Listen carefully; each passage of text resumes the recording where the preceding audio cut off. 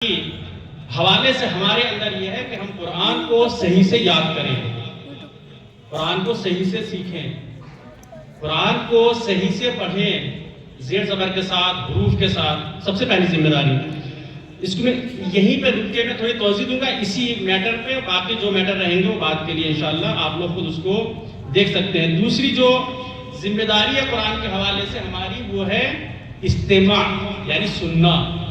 جب قرآن پڑھا جائے وَإِذَا قُرِئَ الْقُرْآنُ فَاسْتَمِعُوا لَهُ وَأَنصِتُوا لَعَلَّكُمْ تُرْحَمُونَ۔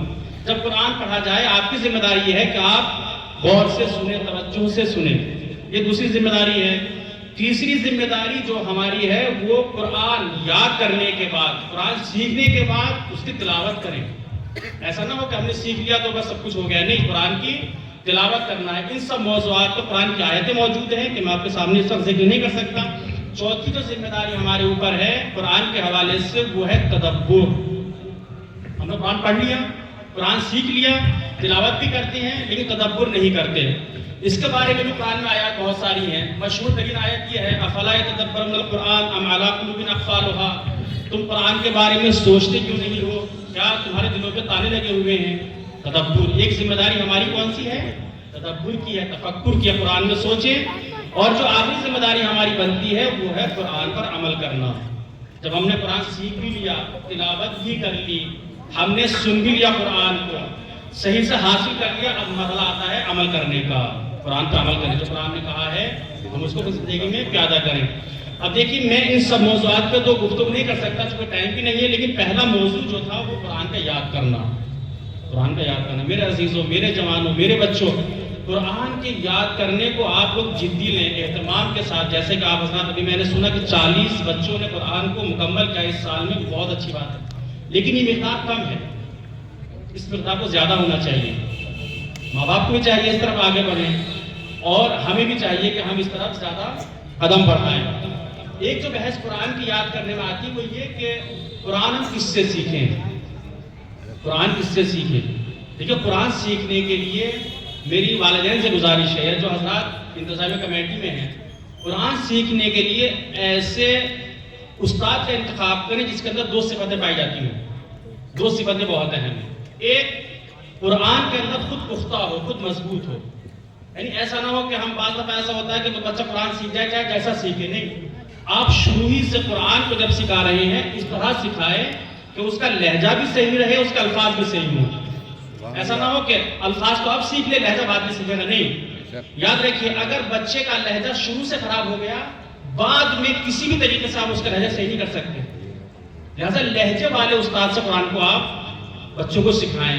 یاد رکھیے یہ مرحلہ بہت اہم ہے۔ دوسرا مرحلہ جو استاد کے لیے وہ یہ، جو استاد قرآن پڑھا رہا ہے اس کا اعتقاد، اس کا عقیدہ ہمارے عقیدے کے ہمسو ہونا چاہیے، اس کا عقیدہ ہمارے ساتھ ہونا چاہیے۔ اگر آپ اپنے بچے کو کسی ایسے انسان کے پاس پڑھنے کے لیے بھیج رہے ہیں جس کا عقیدہ ہمارے ساتھ نہیں ہے تو آپ کو معلوم ہے اس بچے کا کیا ہونا ہے۔ لہٰذا ایسی غلطی نہ کریں، کچھ بھی ہو، کیسے بھی ہو، آپ جس طرح سے بھی ہو سکے اپنے عقیدے والے انسان سے قرآن بچوں کے لیے انتظام کریں۔ یہ مرحلہ ہے۔ آج کل جو ہم دن گزر رہے ہیں، یہ ٹائم گزر رہا ہے ہماری امت اسلامی وہ غمگین ہے، غم کے دن چل رہے ہیں۔ ویسے بھی شہادت امام علیہ السلام گزری ہے، اور پھر قائد ملت اور رہبر معظم کی جو شہادت واقع ہوئی ہے، خود رہبر معظم کے جن کو واقع ہم لوگوں نے جتنا ہو سکتا تھا حق ادا کیا، ریلی کے ذریعے سے، تعزیت کے ذریعے سے، اشعار کے ذریعے سے، بیانات کے ذریعے سے۔ لیکن مہم ترین چیز جو ہماری ہے وہ یہ ہے کہ ہمیں یہ دیکھنا ہے کہ رہبر ہم سے کیا چاہتے ہیں۔ رہبر معظم نے خود قرآن کے اوپر اتنی توجہات دی ہیں، میں نے خود ایک اکیڈمی یہاں پہ ہوئی تھی انڈیا میں، میں اس وقت یہیں پہ تھا، خود رہبر معظم نے وہ قرار دی تھی، میں نے 40 دن اس کو قرآن کو پڑھا۔ واقع ایک ایسا رول تھا اس کے اندر، ایسے اچھے اساتذہ انتخاب کیے گئے کہ اس کا اثر زندگی میں آج تک موجود ہے۔ خود انہوں نے ہر ملک میں، انڈیا میں، پاکستان میں، ایران میں، دوسرے ممالک میں قرآن کو بہت کام کیا ہے، اور اتنا زیادہ کہ بچوں سے کہتے تھے حتی حفظ قرآن کے لیے، تلاوت قرآن کے لیے۔ لہٰذا اگر ہم ان کو مان رہے ہیں تو ان کے فرامین پہ عمل کرنا ہمارا فریضہ بنتا ہے، ان کی بات کو سننا ہمارا فریضہ بنتا ہے، قرآن پہ توجہ دینا۔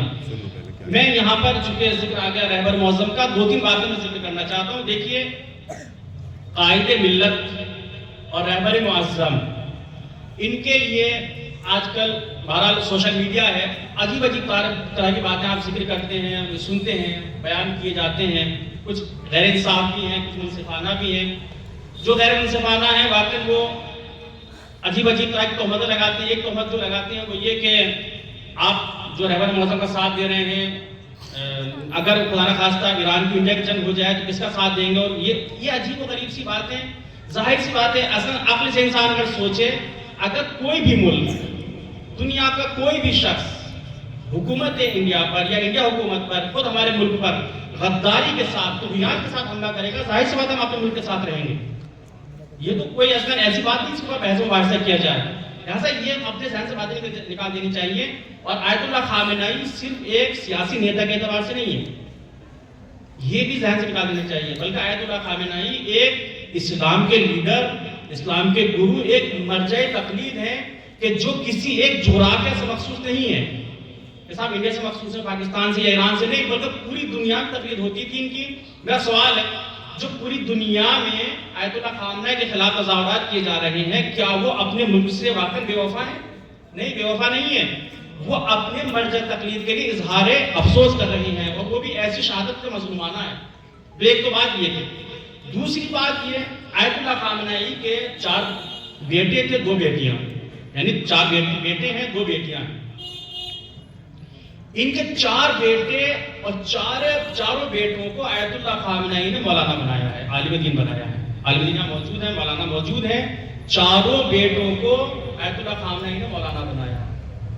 کیا درس ملتا ہے ہم لوگوں کو اس زندگی سے؟ ہمیں درس یہ ملتا ہے کہ ہم اپنے بچوں کی دینی تعلیم کی طرف توجہ کریں، دینی تعلیم کی طرف توجہ کریں۔ اگر آیت اللہ خامنہئی کے یہاں 4 بیٹے اور چاروں مولانا ہیں، تو اگر ہمارے یہاں 4 بیٹے ہیں، کم از کم ایک بیٹا مولانا ہونا چاہیے، ایک بیٹا عالم دین ہونا چاہیے، تاکہ وہ دین کو صحیح سمجھ سکے۔ اور دین کو، یہ ہمارے یہاں واقعی کمبود ہے، کمی پائی جاتی ہے کہ علمی دین کی طرف توجہ کم ہے، اور پھر اشکالات یہ کیے جاتے ہیں کہ ہماری زندگی کا ماحول خراب ہے۔ جب ظاہر سی بات ہے، جب علم دین نہیں آئے گا تو اس کا نتیجہ یہی ہوگا۔ 2 باتیں۔ تیسری بات، آپ لوگوں نے خبروں میں دیکھا ہے کہ آیت اللہ خامنہئی کے بیٹے ان کی جگہ پر آ گئے اور رہبر بن گئے۔ دیکھیں، رہبر بننا موروثی نہیں ہے، یہ آپ توجہ رکھیے گا۔ آیت اللہ خامنہئی کے بیٹے کا رہبر بننا موروثی نہیں ہے، یعنی ایسا نہیں کہ باپ نے رہبر بنا دیا انہیں۔ ایک ٹیم ہے جسے خبرگان رہبری کہتے ہیں، 88 نفر کی، 88 لوگ ہیں، اس میں ووٹنگ ہوتی ہے، ان ووٹنگ کے ذریعے سے رہبر چنا جاتا ہے۔ تو آیت اللہ مجتبیٰ خامنہئی جو رہبر کے بیٹے ہیں، توجہ فرمائیے گا اس بات کی طرف، جو ان کے بیٹے ہیں، ووٹنگ ہوئی، 90 سے زیادہ % ووٹ ان کو ملا اور یہ رہبر بن گئے، ہے نا۔ تو یہاں پر بھی ہمیں ایک درس ملتا ہے۔ درس کیا ملتا ہے؟ کہ ہمیں جس طریقے سے آیت اللہ خامنہئی نے اپنے بچوں کی اس طرح تربیت کی کہ ایک شخص اس میں اس طرح کا تھا کہ وہ آج اسلام کے کام آ سکے، جس کو لوگ چن سکے اسلام کے لیے۔ جب ان کی زندگی میں ایک شخص ایسا تھا کہ وہ اسلام کے کام آ سکے، تو ہمارے لیے بھی یہ وظیفہ بنتا ہے کہ ہم بھی اپنے بچوں کی تربیت اس طریقے سے کریں کہ اگر کل کو اسلام کو کہیں پہ ضرورت پڑ جائے تو ہمارے بچے کام آ سکیں۔ علمی اعتبار سے، فرہنگی اعتبار سے، تربیتی اعتبار سے ہمارے بچوں کو اس طرح سے آمادہ ہونا چاہیے۔ گفتگو بہت زیادہ تھی، لیکن چونکہ وقت مکمل ہو چکا ہے، میں یہاں پہ گفتگو روکتا ہوں۔ خدا بہت محمد وآل محمد ہمیں قرآن والوں میں قرار دے، قرآن کا عمل کرنے والوں میں قرار دے، اور اپنے مولا و آقا کے سچے پیروکاروں میں قرار دے۔ والسلام علیکم ورحمۃ اللہ وبرکاتہ۔